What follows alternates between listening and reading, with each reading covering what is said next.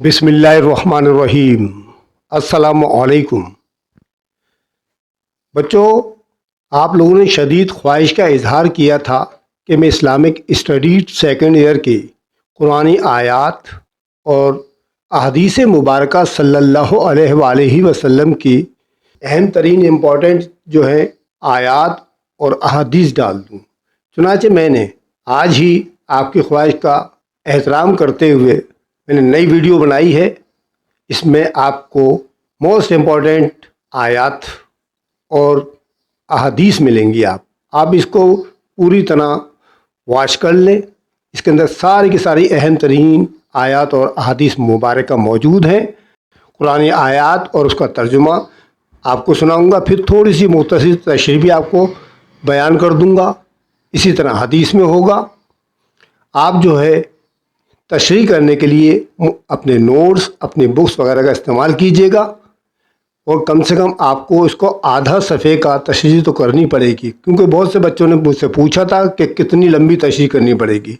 कम से कम जो है 10-12 लाइनों की आपको तशरीह लाजमी तौर पर करनी पड़ेगी। ठीक है, तो आपके पेपर के अंदर 2 आयात का तर्जुमा और तशरीह और 2 अहदीस का तर्जुमा और तशरीह आता है, तो आप इसकी तैयारी कीजिएगा। तो मैंने आपकी ख्वाहिश का एहतराम करते हुए ये नई वीडियो आपके सामने पेश कर रहा हूँ। आप इसको वॉच करें और ये सारी की सारी अहम तरीन है। अगर आपने इनको याद कर लिया तो फिर आप मुझसे कोई सवाल नहीं करेंगे इनमें से कौन सी करें, कौन सी नहीं आएगी, लग जाएगी। इंशाल्लाह इन्हीं में से 2-2 आपकी आ जाएंगी। ठीक है, तो चलते हैं हम अपनी वीडियो की तरफ। पहली आयत जो मौजूद है वो सूरह बकरा की 28वीं आयत है। तो हम पढ़ देते हैं इसको एक दफ़ा। बिस्मिल्लाहिर्रहमानिर्रहीम। कैफ़ तकफुरून बिल्लाहि व कुंतुम अमवातन फ अहयाकुम सुम्मा युमीतुकुम सुम्मा युहय्युकुम सुम्मा इलैहि तुरजाऊन। इसका तर्जुमा कुछ यूँ है, तुम अल्लाह का इनकार कैसे कर सकते हो हालांकि तुम तो मुर्दा थे। इसने तुम्हें ज़िंदगी दी, फिर वो तुम्हें मौत देगा, फिर दोबारा ज़िंदा करेगा और आखिरकार तुम इसी की तरफ लौटा दिए जाओगे। इस आयत की मैं मुख्तसर तौर पर तशरीह इस तरह कर सकता हूँ। इस आयत में अल्लाह ताला इंसान को इसकी पैदाइश, मौत और दोबारा ज़िंदगी के मराहिल याद दिलाकर ईमान की तरफ मुतवज्जो कर रहा है। इंसान पहले अदम में था, यानी गायब था, मौजूद ही ना था। फिर अल्लाह ने इसे ज़िंदगी अता की, यानी दुनिया में भेज दिया। फिर एक मुकर्रर वक्त पर मौत आएगी, यानी वो वफात पा जाएगा और इसके बाद क़यामत के दिन दोबारा ज़िंदा किया जाएगा। ये तमाम मराहिल इस बात की वाज़ेह दलील है कि ज़िंदगी और मौत सिर्फ अल्लाह के इख्तियार में है। इसलिए इसका इनकार करना अक़ल व फितरत के बिल्कुल ख़िलाफ़ है। कैसे इनकार कर सकते हैं हम अल्लाह ताला की ज़ात का। आयत का इख्तिताम हिसाब व किताब की तरफ तवज्जो दिलाता है कि आखिरकार हर इंसान को अल्लाह के सामने हाजिर होना, उससे मुलाकात करनी है। यह आयत इंसान को याद दिलाती है कि ज़िंदगी, मौत और आखिरत सब अल्लाह के कब्ज़े में है, लिहाजा ईमान और इताअत ही निजात का रास्ता है। तो बेटा मैं थोड़ी सी तशरीह कर दी आपको, आप अपनी बुक से, अपने नोट्स वगैरह से और मज़ीद इसको थोड़ा सा तफसील से कर लीजिएगा, इंशाअल्लाह आपका काम हो जाएगा। अब आयत नंबर 2 है। बिस्मिल्लाहिर्रहमानिर्रहीम। व इज़ा क़ील लहुम ला तुफ़सिदू फ़िल अर्ज़ि क़ालू इन्नमा नहनु मुस्लिहून। और जब इनसे कहा जाता है कि ज़मीन में फसाद ना फैलाओ, तो कहते हैं हम तो हैं इस्लाह करने वाले। अब इसकी तशरीह हम इस तरह कर सकते हैं। इस आयत में मुनाफिकीन की एक नुमायाँ सिफत बयान की गई है। मुनाफिक वो होता है जो कलमा तो पढ़ लेता ज़बान से, लेकिन दिल में ईमान नहीं होता, उसको कहते हैं मुनाफिक। वो बज़ाहिर खुद को इस्लाह पसंद ज़ाहिर करते हैं, मगर दर हकीकत इनके अमाल से मुआशरे में फसाद फैलता है। लड़ाई झगड़े, दंगा फसाद, मुसलमानों को आपस में लड़ाना इनका काम होता है। जब इनके बुरे कामों से रोका जाता है तो वो इनकार और खुद फरेबी में मुब्तला हो जाते हैं और अपनी हरकतों को कहते हैं हम तो आप लोगों के दरमियान इस्लाह का काम कर रहे हैं। भाई ये लड़ाई झगड़ा, दंगा फसाद ये करना गुनाह है।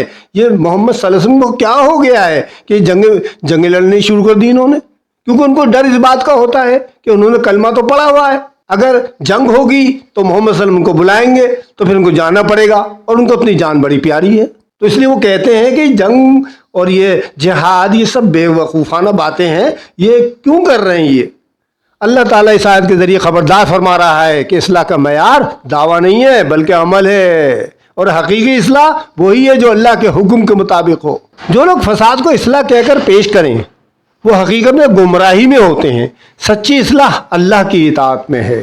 تو بیٹا یہ ہو گئے آپ کی 2 آیات۔ تیسری آیت ہے جو سورہ بقرہ کی آیت نمبر 18 ہے، سمن بکمن امیون فہم لا یرجعون، وہ بہرے ہیں، گونگے ہیں، اندھے ہیں، اس لیے وہ ہدایت کی طرف لوٹنے والے نہیں ہیں۔ اس آیت میں اللہ تعالیٰ نے منافقین کی روحانی حالت کو بیان فرمایا ہے۔ اگرچہ وہ ظاہری طور پر سنتے بھی ہیں، یعنی ان کے کان بھی ہیں، بولتے بھی ہیں، یعنی ان کی زبان بھی ہے، اور وہ دیکھتے بھی ہیں، یعنی ان کی آنکھیں بھی ہیں، مگر اوپری طور پر نہ تو ان کے دل کی آنکھیں ہیں، نہ ان کے دل کے کان ہیں، نہ ان کے دل کی زبان ہے۔ وہ حق کو سننے، ماننے اور قبول کرنے کی صلاحیت بالکل کھو چکے ہیں۔ ان کے دل ایمان کی روشنی سے بالکل خالی ہو چکے ہیں، اس لیے وہ ہدایت کی طرف رجوع ہی نہیں کرتے۔ وہ ان کو ہدایت دے رہا ہے، وہ اس کی سنتے ہی نہیں، اس پہ توجہ نہیں کرتے، غور نہیں کرتے، فکر نہیں کرتے، تدبر نہیں کرتے۔ یہ مثال اس بات کو واضح کرتی ہے کہ دل کی بصارت اور دل کی سماعت جسمانی آنکھ اور کان سے زیادہ اہم ہے۔ یعنی آپ سمجھ گئے نا کہ ایک تو ہوتی ہیں ہماری آنکھیں جو باہر بیرونی منظر دیکھتی ہیں، ایک ہوتی ہے دل کی آنکھ جو حق کو پہچانتی ہے، حق کو دیکھتی ہے، اور ایک ہوتی ہے سماعت جو ہمارے کان ہیں، ظاہری طور پر تو نظر آ رہے ہیں، لیکن ایک ہوتے ہیں دل کے کان جو حق کو سنتے ہیں اور اس پہ عمل کرتے ہیں۔ جو لوگ حق کو جان بوجھ کر رد کر دیتے ہیں وہ روحانی طور پر بہرے بھی ہیں، گونگے بھی ہیں، اندھے بھی ہیں، اور ہدایت سے بالکل محروم رہیں گے وہ۔ اگلی آیت ہے ہماری، وَإِن كُنتُمْ فِي رَيْبٍ مِّمَّا نَزَّلْنَا عَلَىٰ عَبْدِنَا فَأْتُوا بِسُورَةٍ مِّن مِّثْلِهِ وَادْعُوا شُهَدَاءَكُم مِّن دُونِ اللَّهِ إِن كُنتُمْ صَادِقِينَ۔ یہ سورہ بقرہ کی آیت نمبر 23 ہے۔ اس کا ترجمہ یہ ہے، اور اگر تم اس کلام یعنی قرآن کے بارے میں شک میں ہو جو ہم نے اپنے بندے محمد صلی اللہ علیہ وآلہ وسلم پر نازل کیا، تو جیسے ایک صورت ہی لے آؤ۔ چیلنج ہے میرا، اللہ ارشاد فرما رہا ہے، میرا چیلنج ہے تم لوگوں کو کہ جیسی ایک صورت ہی لے آؤ، اور اللہ کے سوا اپنے سب مددگاروں کو بلا لو، جتنے حمایتی ہیں سب کو بلا لو، اگر تم اپنے بیان میں سچے ہو کہ کلام جو ہے محمد صلی اللہ علیہ وسلم نے خود گھڑا ہے۔ اس کی تشریح کچھ یوں کر سکتے ہیں، اس آیت میں اللہ تعالیٰ نے قرآن کے معجزہ ہونے کا کھلا چیلنج دیا ہے، اور یہ تو ایسا معجزہ ہے جو قیامت تک کوئی اس کو چیلنج کر ہی نہیں سکتا۔ اگر کوئی قرآن کے الہامی ہونے میں شک رکھتا ہے تو اس سے کہا گیا ہے کہ چلو تم ایک صورت ہی لے آؤ جو قرآن جیسی ہو، چاہے وہ اپنی پوری قوت، علم اور مددگاروں کو جمع کر لیں۔ اگر تم سے نہیں ہوتا نا تو اپنے پورے علاقے کے، پوری دنیا کے عالموں کو، کاہنوں کو، ساحروں کو، ادیبوں کو، ان سب کو جمع کر لو اور اس قرآن جیسی ایک صورت لے آؤ صرف۔ یہ چیلنج آج تک قائم ہے اور کوئی اس کا جواب نہیں لا سکا، جس سے ثابت ہوتا ہے کہ قرآن انسانی کلام نہیں ہے بلکہ اللہ کا نازل کردہ کلام ہے، اور نبی کریم صلی اللہ علیہ وسلم اللہ کے سچے رسول ہیں۔ یہ آیت قرآن کی حقانیت، اعجاز اور الوحیت کی مضبوط دلیل ہے، اور شک کرنے والوں کے لیے فیصلہ کن حجت قائم کرتی ہے۔ اب ہم اگلی آیت کی طرف چلتے ہیں، وَإِذْ قُلْنَا ادْخُلُوا هَٰذِهِ الْقَرْيَةَ فَكُلُوا مِنْهَا حَيْثُ شِئْتُمْ رَغَدًا وَادْخُلُوا الْبَابَ سُجَّدًا وَقُولُوا حِطَّةٌ نَغْفِرْ لَكُمْ خَطَايَاكُمْ وَسَنَزِيدُ الْمُحْسِنِينَ۔ یہ سورہ بقرہ کی آیت نمبر 5 ہے جناب۔ اس کا ترجمہ یہ ہے، اور یاد کرو جب ہم نے کہا اس بستی میں داخل ہو جاؤ اور اس میں سے جہاں چاہو خوب کھاؤ پیو، اور دروازے میں سجدہ کرتے ہوئے داخل ہونا اور کہتے جانا حطتا، اے اللہ ہماری خطائیں معاف فرما، تو ہم تمہاری خطائیں بخش دیں گے اور نیکوکاروں کو اور زیادہ عطا کریں گے۔ اس آیت میں بنی اسرائیل کو اللہ تعالیٰ کی نعمت، آزمائش اور ہدایت یاد دلائی گئی ہے۔ انہیں اس بستی میں داخل ہوتے وقت عاجزی، توبہ اور شکر کا حکم دیا گیا تھا تاکہ ان کی خطائیں معاف ہوں۔ اللہ نے وعدہ فرمایا کہ جو اطاعت اور احسان کا رویہ اختیار کریں گے انہیں مزید انعام دیا جائے گا۔ یہ آیت ہمیں بتاتی ہے کہ اللہ کی نعمتیں عاجزی اور توبہ کے ساتھ قبول کی جائیں تو مغفرت اور اضافہ بھی نصیب ہوتا ہے، جبکہ تکبر اور نافرمانی محرومی کا سبب بن جاتی ہے۔ اللہ کی اطاعت، عاجزی اور توبہ و مغفرت اور نعمتوں میں اضافے کا راستہ ہیں۔ اگلی آیت ہماری، وَإِذَا اسْتَسْقَىٰ مُوسَىٰ لِقَوْمِهِ فَقُلْنَا اضْرِب بِّعَصَاكَ الْحَجَرَ فَانْفَجَرَتْ مِنْهُ اثْنَتَا عَشْرَةَ عَيْنًا۔ اس کا ترجمہ یہ ہے، اور یاد کرو جب موسیٰ نے اپنی قوم کے لیے پانی مانگا تو ہم نے کہا اپنی لاٹھی سے پتھر پر مارو تو اس میں سے 12 چشمے پھوٹ نکلے۔ اس آیت میں حضرت موسیٰ علیہ السلام کے ذریعے ظاہر ہونے والا عظیم معجزہ بیان کیا گیا ہے۔ بنی اسرائیل صحرائے سینا میں پانی کی شدید قلت کا شکار تھے، من و سلوہ ان کے اوپر نازل ہو چکا تھا، کھانے وانے کا تو ان کا مسئلہ ختم ہو چکا تھا، لیکن اب ان کو پانی کی تلاش تھی۔ تو وہ حضرت موسیٰ علیہ السلام کے پاس آتے ہیں اور کہتے ہیں اے موسیٰ ہمارے لیے پانی کی دعا فرما کہ اللہ تعالیٰ ہمارے لیے پانی نازل فرمائے۔ تو اللہ تعالیٰ نے اپنے نبی کے ذریعے پتھر سے 12 چشمے جاری فرما دیے تاکہ بنی اسرائیل کے 12 قبائل میں جھگڑا نہ ہو، کیونکہ حضرت یعقوب علیہ السلام کے 12 بیٹے تھے اور ان کے 12 ہی قبیلے بنے تھے، تو اس لیے پانی جو تھا 12 چشموں کی شکل میں نکالا گیا تاکہ وہ آپس میں جھگڑا نہ کریں، لڑائی جھگڑا نہ کریں۔ یہ واقعہ اللہ کی قدرت کاملہ اور رحمت کی واضح دلیل ہے کہ وہ اپنے بندوں کی ضرورتیں غیب سے پوری فرماتا ہے۔ یہ آیت اللہ تعالیٰ کی قدرت، انبیاء کے معجزات اور بندوں پر اس کی رحمت کو واضح کرتی ہے۔ اگلی آیت ہماری وَآمِنُوا بِمَا أَنزَلْتُ مُصَدِّقًا لِمَا مَعَكُمْ وَلَا تَكُونُوا أَوَّلَ كَافِرٍ بِهِ وَلَا تَشْتَرُوا بِآيَاتِي ثَمَنًا قَلِيلًا وَإِيَّايَ فَاتَّقُونِ۔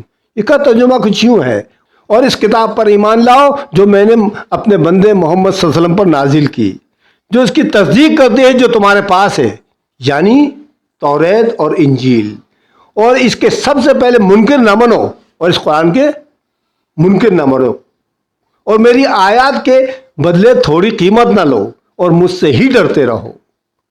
اس آیت میں اللہ تعالیٰ اہل کتاب کو مخاطب کر کے یہ ہدایت دے رہا ہے کہ وہ قرآن پر ایمان لائیں، کیونکہ یہ ان کی موجودہ آسمانی کتابوں کی تصدیق کر رہا ہے۔ اس میں وہ سب کچھ ہے جو توریت اور انجیل اور زبور میں تھا۔ ساتھ ہی سخت تنبیہ فرمائی گئی ہے کہ دنیاوی فائدے کے لیے اللہ کی آیت کو بیچو مت اور حق کو نہ چھپاؤ۔ آیت کا اختتام تقویٰ کی تاکید پر ہوتا ہے جو ایمان اور عمل صالح کی بنیاد ہے۔ حق کی تصدیق، ایمان کی قبولیت، دنیاوی مفادات سے اجتناب اور اللہ کا خوف، یہی ہے کامیابی کا راستہ۔ اگلی آیت اولئک علی ھدی من ربہم واولئک ھم المفلحون۔ ترجمہ اس کا یہ ہے، یہی لوگ اپنے رب کی طرف سے ہدایت پر ہیں اور یہی لوگ کامیاب ہیں۔ اس کی ہم تشریح اس طرح کر سکتے ہیں، سورہ بقرہ الف لام میم کے سپارے میں سٹارٹ سے ہی ہے، الف لام میم ذالک الکتابوں سے سٹارٹ ہوتی ہے وہ، اس میں پھر متقین کی صفات بیان کی گئی ہیں، ٹھیک، اس کے بعد ان کا جو اجر ملے گا وہ بیان کیا جا رہا ہے اس کے اندر۔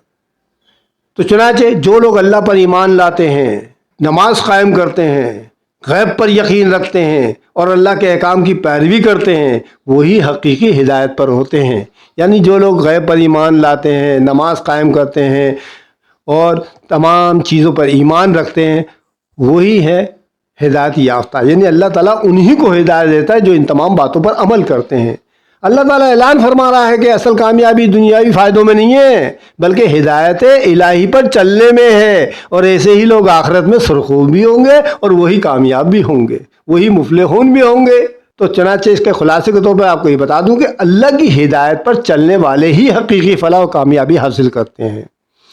تو بیٹا یہ تو تھی ہماری قرآنی آیات جو میں نے آپ کے سامنے گوش و گزار کر دی۔ آپ کا کام یہ ہے کہ آپ ان کو یاد کریں، سنیں، اور یاد کرنے کا آپ کو زیادہ محنت نہیں کرنی پڑے گی، 2-3 مرتبہ ایک تشریح سن لیجیے گا، آپ کو یاد ہو جائے گی، اور مزید اس کو بڑا کرنے کے لیے کچھ کتابوں کی آپ مدد لیں، کچھ کتاب کی مدد لیں، اپنے ٹیکسٹ بک کی یا نوٹس کی، تو انشاءاللہ پورا آپ کا کام ہو جائے گا۔ ان میں سے 2 تو آنی ہے اب انشاءاللہ، ٹھیک ہے۔ چلے اب احادیث مبارکہ کی طرف چلتے ہیں۔ احادیث سے زیادہ نہیں ملیں گی آپ کو، بڑی موسٹ امپورٹنٹ میں نے آپ کو حدیثیں دی ہیں، بس آپ ان کو یاد کر لیں تو انشاءاللہ 2 اس میں سے آپ کی آ جائیں گی۔ تو شروع کرتے ہیں۔ پہلے حدیث ہے وعن ابی ہریرہ رضی اللہ تعالی عنہ قال قال رسول اللہ صلی اللہ علیہ وآلہ وسلم المرء علی دین خلیلہ فلینظر احدکم من یخالل۔ اس کا ترجمہ یوں ہے کہ حضرت ابو ہریرہ سے روایت ہے کہ رسول اللہ صلی اللہ علیہ وسلم نے ارشاد فرمایا، آدمی اپنے دوست کے دین اور طریقے زندگی پر ہوتا ہے، لہذا تم میں سے ہر شخص یہ دیکھ لے کہ وہ کس سے دوستی کر رہا ہے۔ اس کی تشریح ہم اس طرح کر سکتے ہیں کہ اس حدیث میں نبی کریم صلی اللہ علیہ وسلم نے یہ حقیقت واضح فرمائی ہے کہ دوستی اور صحبت انسان کی سوچ، عادات اور کردار پر گہرا اثر ڈالتی ہیں۔ نیک اور دیندار دوست انسان کو بھلائی کی طرف لے جاتے ہیں، جبکہ برے دوست دین اور اخلاق کو نقصان پہنچاتے ہیں۔ اسی لیے اسلام ہمیں حکم دیتا ہے کہ ہم دوستی کے انتخاب میں محتاط رہیں۔ دوست بنانے سے پہلے سوچ لیں، دیکھ لیں، پرکھ لیں، کہیں ایسا نہ ہو کہ ہمارا دوست ہمارا ایمان ہی لے کے چلا جائے۔ ٹھیک ہے، چنانچہ ہمارا ایمان و کردار اسی وقت محفوظ ہو سکتا ہے جب ہم سوچ سمجھ کر اپنے دوست بنائیں۔ یہ تو دنیا جانتی ہے کہ نیک صحبت ہدایت کا ذریعہ ہے اور بری صحبت گمراہی کا سبب بن سکتی ہے، اسی لیے اپنے دوست کا انتخاب سوچ سمجھ کر کرنا چاہیے۔ اگلی حدیث ہے ان سعید بن زید قال قال رسول اللہ صلی اللہ علیہ وآلہ وسلم من اخذ شبرا من الارض ظلما فانه یطوقه یوم القیامہ من 7 ارضین۔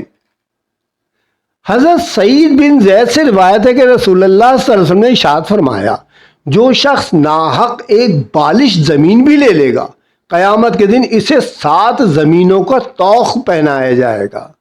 اس حدیث میں نبی کریم صلی اللہ علیہ وسلم نے حقوق العباد کی عظمت اور زمین پر ناجائز قبضے کی سنگینی واضح فرمائی ہے۔ معمولی سی مقدار بھی اگر ظلم سے لے لی جائے تو آخرت میں اس کی سخت سزا ہے، یعنی اگر کوئی شخص زمین لے رہا ہے، اس میں سے ناجائز طور پر وہ 1 انچ بھی زمین لے لے گا تو وہ اس کے لیے حرام ہو جائے گی۔ اسلام میں ملکیت کا احترام، انصاف اور حق کی ادائیگی بنیادی اصول ہیں، اسی لیے کسی کا حق دبانا خواہ تھوڑا ہی کیوں نہ ہو بہت ہی بڑا سخت گناہ ہے۔ یہ حدیث ہمیں عدل، دیانت اور حقوق کی حفاظت کا درس دے رہی ہے اور ظلم سے مکمل اجتناب کی تاکید کرتی ہے۔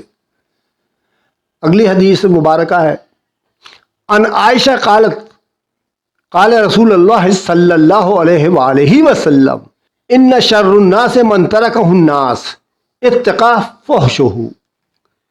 حضرت عائشہ رضی اللہ تعالی عنہا سے روایت ہے کہ رسول اللہ صلی اللہ علیہ وسلم نے ارشاد فرمایا، بدترین شخص وہ ہے جسے لوگ اس کی بد زبانی اور فحش کلامی کے خوف سے چھوڑ دیں۔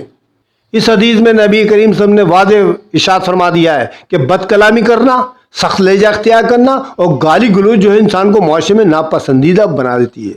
اگر کوئی شخص بد کلامی سے گفتگو کرے گا، گالی گلوچ دیتا رہے گا تو لوگ اس کو ناپسند کرتے ہیں۔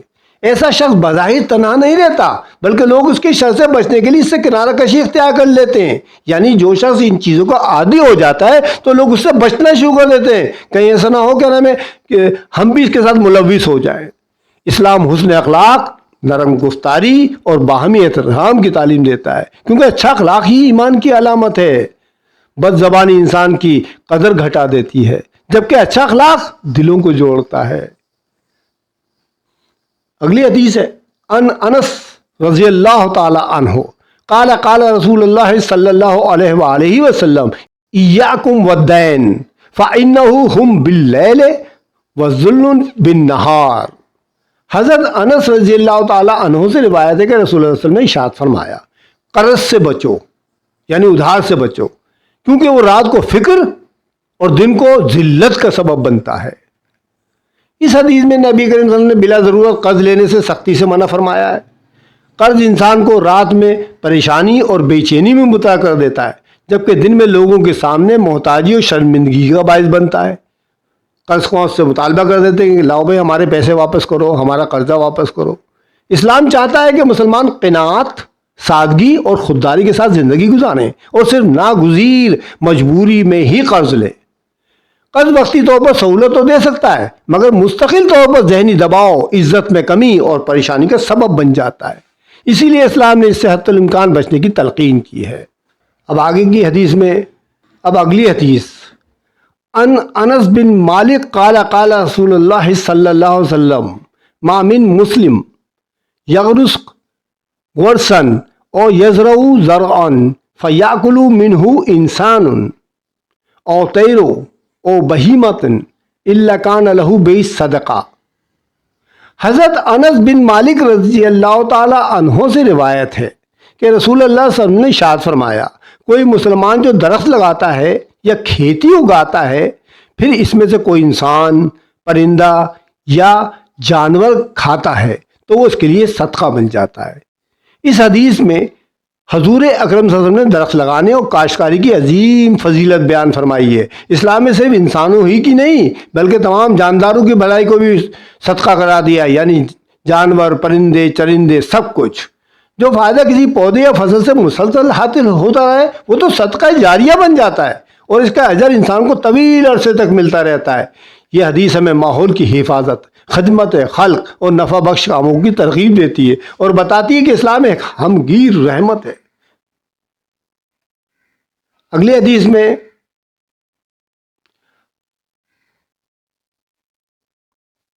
اب اگلی حدیث دیکھیں، وَأَنَّ النعمان بن بشیر رضی اللہ تعالیٰ عنہ قال قال رسول اللہ صلی اللہ علیہ وسلم ترى المؤمنین فی تراحمهم وتواضعهم وتعاطفهم۔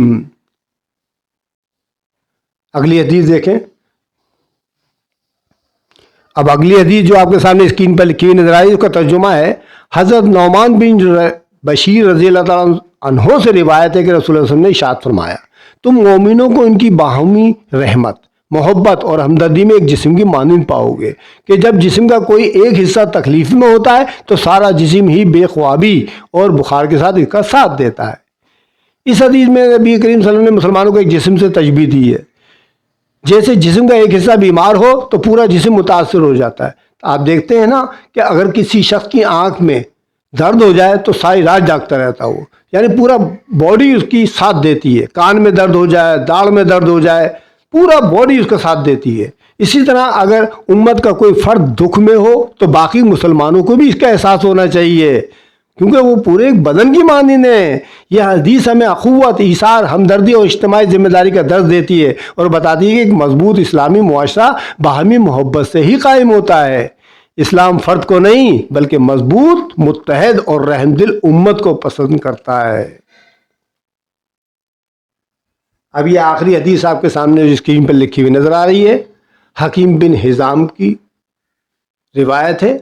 حضرت حکیم بن حزام رضی اللہ تعالیٰ عنہ سے روایت ہے کہ رسول اللہ صلی اللہ علیہ وسلم نے ارشاد فرمایا، اوپر والا ہاتھ نیچے والے ہاتھ سے بہتر ہے، اور خرچ کرنے میں پہلے ان پر خرچ کرو جن کی کفالت تمہارے ذمے ہے، اور بہترین صدقہ وہ ہے جو مالداری کی حالت میں دیا جائے، اور جو شخص سوال سے بچے اللہ اسے بچا لیتا ہے، اور جو بے نیازی اختیار کرے اللہ اسے غنی کر دیتا ہے۔ اس حدیث میں اسلام نے مانگنے کے بجائے دینے، قناعت کرنے اور خودداری کی ترغیب دی ہے۔ دینے والا ہاتھ اس لیے بہتر ہے کہ وہ دوسروں کی مدد کرتا ہے، جبکہ لینے والا ہاتھ محتاجی کی علامت ہے۔ حضور اکرم صلی اللہ علیہ وسلم نے یہ بھی سکھایا کہ صدقہ سب سے پہلے اپنے اہل خانہ پر کیا جائے، یعنی جو آپ کے گھر کے اندر آپ کی فیملی ہے اس پر خرچہ کریں، آپ بعد میں غیروں کو دیں۔ اور اصل فضیلت اس صدقے کی ہے جو خوشحالی میں دیا جائے، نہ کہ مجبوری میں۔ جو شخص سوال سے بچتا ہے اور اللہ پر بھروسہ رکھتا ہے اللہ تعالیٰ سے عزت اور بے نیازی عطا فرما دیتا ہے۔ یہ حدیث مسلمان کو سخاوت، عزت نفس، قناعت اور توکل کا درس دیتی ہے جو ایک باوقار اسلامی معاشرے کی بنیاد ہے۔ تو بچوں یہ تھا آپ کا قرآن آیات اور احادیث مبارکہ ترجمہ و تشریح، بڑے موسٹ امپورٹنٹ میں نے اس کے اندر ڈال دیے آپ کو، آپ ان کو یاد کیجئے گا۔ ہم نے تو اپنا کام کر دیا، ٹھیک ہے۔ بہت سے بچے مجھ سے پوچھتے ہیں اور مجھے کامنٹس کرتے ہیں کہ آپ ہمارے لیے بڑی محنت کرتے ہیں، تو بیٹا یہ محنت تو کرنا ہی چاہیے انسان کو، because it is my duty, I am a teacher, ٹھیک ہے۔ تو چنانچہ میری تو کام کرنا ہی خدمت ہے، تو چنانچہ میں آپ لوگوں کی بھلائی کے لیے، آپ لوگوں کی ہیلپ کرنے کے لیے، آپ کی ہدایت کے لیے یہ تمام چیزیں پرووائڈ کرتا ہوں۔ آپ لوگوں کو گیس پیپرز ہوں یا پھر یہ ہماری ویڈیوز ہوں، تو اس کا مقصد یہی ہے کیونکہ میں جانتا ہوں، آئی نو that the service of the man is the service of God۔ ہم بندوں کی خدمت کرتے ہیں، دراصل یہ خدا کی خدمت کرنے کے برابر ہے۔ اور آپ یہ بھی جانتے ہوں گے، میں بھی جانتا ہوں کہ God loves them، خدا ان لوگوں سے محبت کرتا ہے who loves their fellow man، جو اس کے بندوں سے محبت کرتے ہیں۔ تو بچوں ہمیں تو آپ سے بڑی محبت ہے، اس لیے آپ کی ہدایت اور رہنمائی کے لیے ہر وقت آپ کے سامنے حاضر رہتے ہیں۔ بس آپ ایک کام کیجیے گا کہ آپ بھی ہمیں اپنی دعاؤں میں یاد رکھیے گا، ٹھیک ہے۔ ہمارے لیے مغفرت کی دعائیں کیجیے گا، کیونکہ ہمارا سارا کا سارا جو ایم ہے یہی ہے کہ قرآن آیات، قرآن تعلیمات، یہ سب کے سب ہماری نئی نسل کو منتقل ہو جائے، ٹھیک ہے۔ مجھے امید ہے کہ آپ اس کا خیال رکھیں گے۔ اگر آپ کو میری ویڈیو اچھی لگے تو اس کو لائک کرنا مت بھولیں، اپنے دوستوں ساتھیوں کو زیادہ سے زیادہ شیئر کریں، کامنٹس کریں مجھے، اور دیگر یہ کہ اگر کسی بچے نے سبسکرائب نہیں کیا ہے تو سبسکرائب کر لیں۔ انشاءاللہ اگلی ویڈیو میں پھر آپ سے ملاقات ہوگی، تب تک کے لیے خدا حافظ۔